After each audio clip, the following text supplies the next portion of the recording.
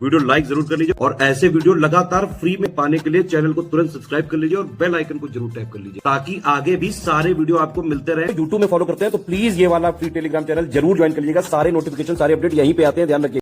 नमस्कार दोस्तों, स्वागत है आपका स्टडी फॉर एग्जाम्स में। दोस्तों, यूपीएसआई 2025 के लिए जीएस सीरीज का यह चौथा वीडियो है। 3 वीडियो पहले आ चुका है और उसके लिए प्लेलिस्ट बना दी गई है। अगर आपने वो वीडियो नहीं देखा है तो प्लेलिस्ट को फॉलो करके सभी वीडियो देख लीजिएगा। तो आइए देखते हैं आज का पहला प्रश्न लोग। पहला प्रश्न है, किस संविधान संशोधन ने शिक्षा का अधिकार प्रदान करने वाला एक नया अनुच्छेद 21A संविधान में जोड़ा? 86वां, 87वां, 88वां, 89वां।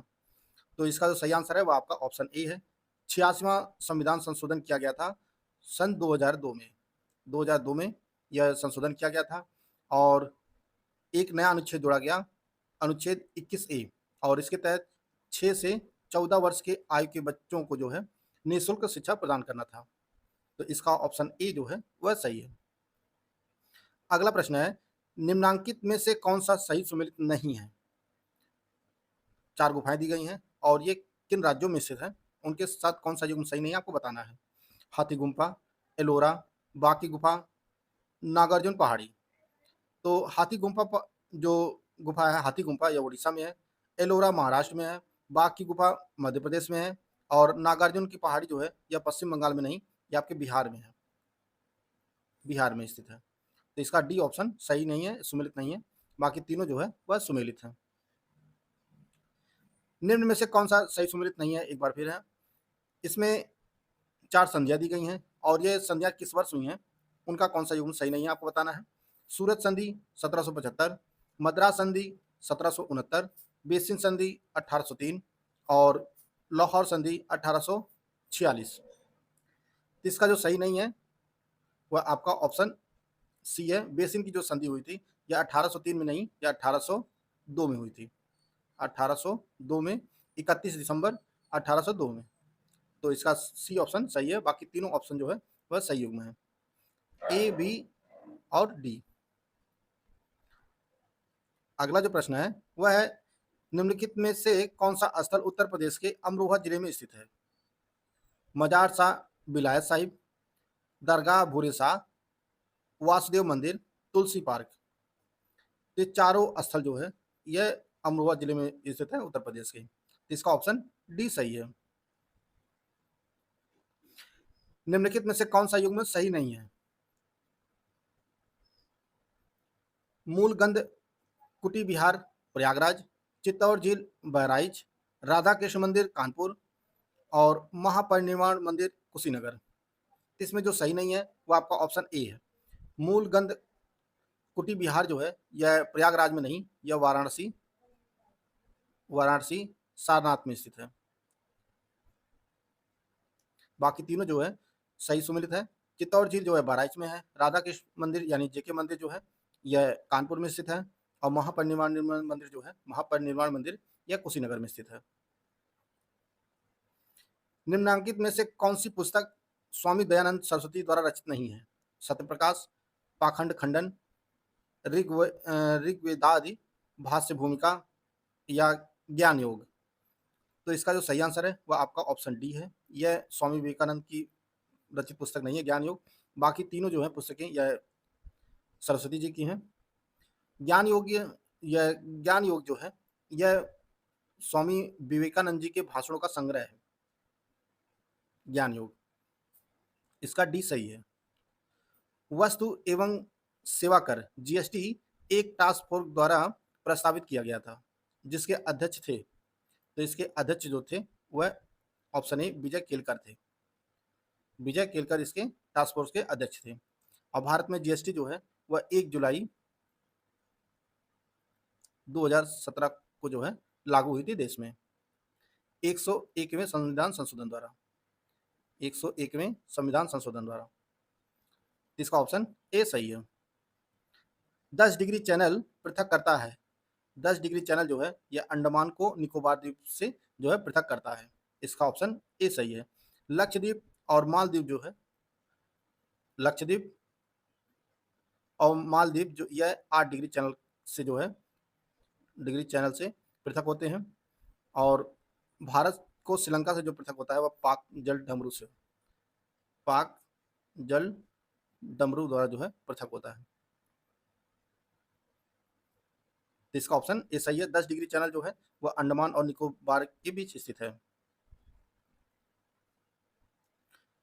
सुवर्णवती, हेमवती, अर्कवती और अमरावती किस नदी की सहायक नदियां हैं? तो यह चारों नदियां जो हैं यह कावेरी नदी की सहायक नदियां हैं। सुवर्णवती, हेमवती, अर्कवती और अमरावती। इसका ऑप्शन बी सही है। बढ़ते अगले क्वेश्चन की तरफ। अगला जो क्वेश्चन है, निम्न में से कौन सा एक युग्म सही सुमेलित नहीं है? पोटेशियम क्लोरेट माचिस की डिब्बी, मैग्नीज ऑक्साइड शुष्क सेल, सल्फ्यूरिक अम्ल संचायक सेल, यूरेनियम परमाणु बम। तो इसमें जो सही सुमेलित नहीं है वह आपका ऑप्शन ए है। माचिस की डिब्बी पर जो लेप लगाया जाता है रासायनिक, वह होता है लाल फास्फोरस, लाल फास्फोरस लगाया जाता है। और जो तीली पर लगाया जाता है वह पोटेशियम क्लोरेट होता है। माचिस की जो तीली होती है उस पर पोटेशियम क्लोरेट का लेप लगा होता है और डिब्बी पर लाल फास्फोरस लगा होता है। शुष्क सेल में मैग्नीज डाइऑक्साइड प्रयुक्त होता है, संचायक सेल में सल्फ्यूरिक अम्ल प्रयुक्त होता है और परमाणु बम में आप सभी को पता है यूरेनियम प्रयुक्त होता है। निम्नलिखित में से कौन सा अनुच्छेद संवैधानिक मामलों में सर्वोच्च न्यायालय के अपीली क्षेत्राधिकार का प्रावधान करता है? इसका ऑप्शन ए है अनुच्छेद 132।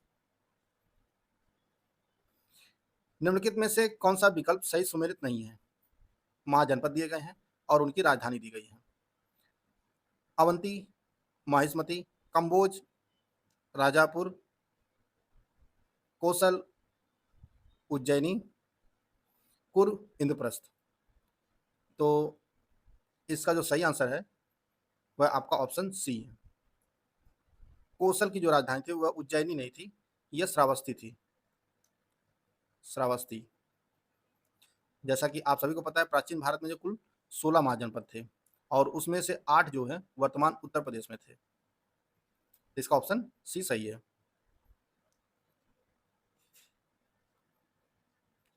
निम्नलिखित में से किसका प्रयोग मेघ विजन यानी क्लाउड सीडिंग हेतु किया जाता है? 3 रसायनों के नाम दिए गए हैं, silver iodide, potassium permanganate, potassium iodide. तो इसका जो सही आंसर है वह आपका ऑप्शन सी 1 और 3। सिल्वर आयोडाइड का प्रयोग होता है और पोटेशियम आयोडाइड का। तो उसके साथ में जो है शुष्क सेल का शुष्क बर्फ का भी प्रयोग होता है, शुष्क बर्फ।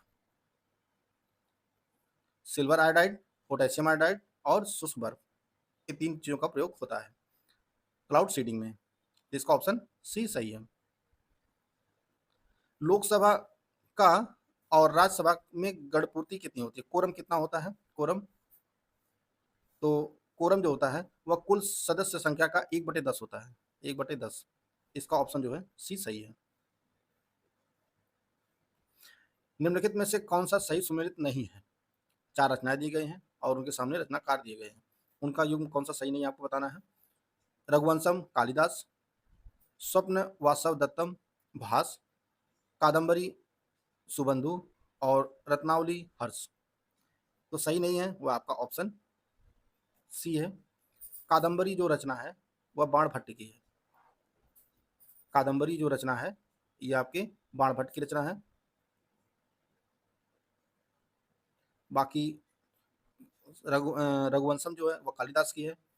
स्वप्न वासव दत्तम जो है यह भास की रचना है और रत्नावली जो है यह हर्षवर्धन की रचना है। अगर आप यूपीएसआई 2025 की कंप्लीट तैयारी करना चाहते हैं तो आप हमारे पेड बैच से जुड़ सकते हैं। पेड बैच में आपको पूरे 400 नंबर के रिटन एग्जाम की पूरी तैयारी कराई जाएगी। जो पूरा सिलेक्शन मटेरियल है वो मात्र आपको सिर्फ और सिर्फ 99 रुपये में मिलेगा। इसमें आपको रिकॉर्डेड क्लासेस दी जाएंगी, पूरा स्टडी मटेरियल दिया जाएगा, नोट्स दिए जाएंगे, सब कुछ दिया जाएगा मात्र 99 रुपये में।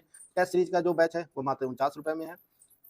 करना क्या है, आपको ज्ञान सर एजुकेशन ऐप को इंस्टॉल करना है और उसमें कूपन कोड यूज करना है ज्ञान सर डिस्काउंट। यह कूपन कोड यूज करेंगे तो आपको 90% तक का डिस्काउंट मिल जाएगा और यह कोर्स मात्र आपको 99 रुपये में मिल जाएगा। और टेस्ट सीरीज वाला बैच जो है वो मात्र 49 रुपये मिल जाएगा। पेड बैच से जुड़कर जो है आप अपनी तैयारी को बेहतर कर सकते हैं। निम्नलिखित को सुमेलित करना है। 4 घाटियाँ दी गई हैं और उनसे संबंधित राज्य दिए गए हैं, उनको आपस में सुमेलित करना है। सिक्किम में आपका चुम्बी घाटी स्थित है, चुम्बी घाटी जो है यह सिक्किम में स्थित है। नागालैंड में जो है वह जुकू घाटी है, जुकू घाटी। आंध्र प्रदेश में यह अराकू घाटी है और तमिलनाडु में जो है यह कंबम घाटी है। तो इसका जो सही आंसर हो जाएगा वो हो जाएगा 2 4 1 3, 2 4 1 3 यानी डी ऑप्शन इसका सही है। सॉरी, बी ऑप्शन सही है इसका, 2 4 1 3। नालंदा बिहार को किस वंश के शासक द्वारा स्थापित किया गया था? तो नालंदा बिहार जो है वह गुप्त शासक कुमार गुप्त के द्वारा स्थापित किया गया था 5वीं सदी में, 5वीं शताब्दी में, 5वीं शताब्दी में कुमार गुप्त के द्वारा। तो इसका ऑप्शन बी सही है। निम्नलिखित में से कौन संसद में केंद्रीय बजट की तैयारी और प्रस्तुति के लिए जिम्मेदार होता है? 4 ऑप्शन दिया गया है। तो इसका सही आंसर आपका ऑप्शन बी है। आर्थिक मामलों का विभाग जो है वह संसद में केंद्रीय बजट की तैयारी और प्रस्तुति के लिए जिम्मेदार होता है, आर्थिक मामलों का विभाग। भारत में संविधान के किस अनुच्छेद के तहत पंचायतों में महिलाओं के लिए सीटों के आरक्षण का प्रावधान किया गया है? तो इसका सही आंसर आपका ऑप्शन सी है, अनुच्छेद 243 डी। और इसके तहत जो है कुल सीटों का 1/3 सीट जो है वह महिलाओं के लिए आरक्षित है। इसका ऑप्शन डी सही है। सीजियम 137 का प्रयोग किस रोग के उपचार में किया जाता है? तो सीजियम 135 का उपयोग जो है वह कैंसर के इलाज में किया जाता है। खनन क्षेत्र दिए गए हैं और खनिज दिया गया है।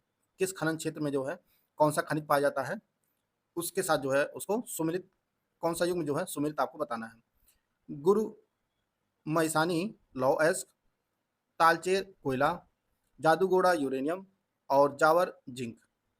तो इसमें जो है सभी युग्म जो है सुमेलित है, चारों जो है वह सही सुमेलित है। गुरु माइसिनी में जो है लौह अयस्क पाया जाता है, तालचेर में कोयला पाया जाता है, जादूगौड़ों में यूरेनियम पाया जाता है और जावर जो खान है वह जिंक के लिए जानी जाती है। गुरु माहिसनी और तालचेर दोनों जो है यह उड़ीसा में स्थित है, उड़ीसा में। गुरु माहिसनी और तालचेर जो है दोनों उड़ीसा में स्थित है। जादूगोड़ा जो ये खान है ये आपके झारखंड में स्थित है, झारखंड में स्थित है। और जावर जो है यह राजस्थान में स्थित है। इसका ऑप्शन डी सही है सभी। राष्ट्रीय विषाणु विज्ञान संस्थान निम्नलिखित में से किस स्थान पर स्थित है?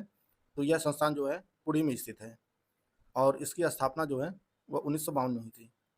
1952 में राष्ट्रीय विषाणु विज्ञान संस्थान की स्थापना की गई थी पुणे में। निम्नलिखित में से किस वायसराय ने ब्रिटिश शासन के दौरान बंगाल का विभाजन किया था? तो यह बंगाल का विभाजन जो हुआ था वह लॉर्ड कर्जन के शासनकाल के दौरान जो है किया गया था और इसकी घोषणा जो है वह 20 जुलाई 1905 को की गई थी। 1905 को इसकी घोषणा की गई थी बंगाल विभाजन की।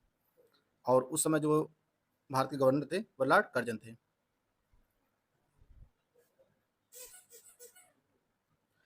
वर्ष 2016 में नोटबंदी के दौरान आरबीआई के गवर्नर कौन थे? तो 2016 में नोटबंदी के दौरान आरबीआई के जो गवर्नर थे वह डॉक्टर उर्जित पटेल थे और यह 2016 से 18 तक भारत के गवर्नर रहे थे, 24वें गवर्नर थे भारत के। और नोटबंदी में जो है आप सभी को पता है 500 के नोट और 1000 के नोट 8 नवंबर 2016 को घोषणा की गई थी प्रधानमंत्री मोदी के द्वारा इसे बंद करने की। 8 नवंबर 2016 को। तो इसका जो सही आंसर है वह ऑप्शन आपका बी सही है। 2018 में ही उर्जित पटेल ने अपना कार्यकाल पूरा होने से पहले ही इस्तीफा दे दिया था। लोकसभा की पहली महिला महासचिव कौन थी? शुभांगी सिंह, पूजा भट्ट, अवनीश श्रीवास्तव, स्नेहलता श्रीवास्तव। तो लोकसभा की पहली महिला महासचिव जो थी वह स्नेहलता श्रीवास्तव थी। और यह जो है 2017 से 2017 से 20 तक जो है 16वीं लोकसभा की जो है 16वीं लोकसभा की महासचिव थी। और लोकसभा की पहली महिला जो अध्यक्ष थी वह मीरा कुमार थी, मीरा कुमार। और यह 2009 से 14 तक थी, 2009 से 14 तक जो है यह लोकसभा की अध्यक्ष रही और यह 15वीं लोकसभा थी। स्नेहलता श्रीवास्तव जो है यह कानपुर का, इनका जन्म जो है कानपुर में हुआ था। इसका ऑप्शन डी सही है। तो दोस्तों यह कुछ महत्वपूर्ण प्रश्नोत्तरी थे जिनको हम लोग इस वीडियो में कवर कर चुके हैं। वीडियो अगर आपको अच्छा लगे तो लाइक कर सकते हैं, चैनल को सब्सक्राइब कर लीजिए। मिलते हैं नेक्स्ट वीडियो में, तब तक के लिए जय हिंद, जय भारत।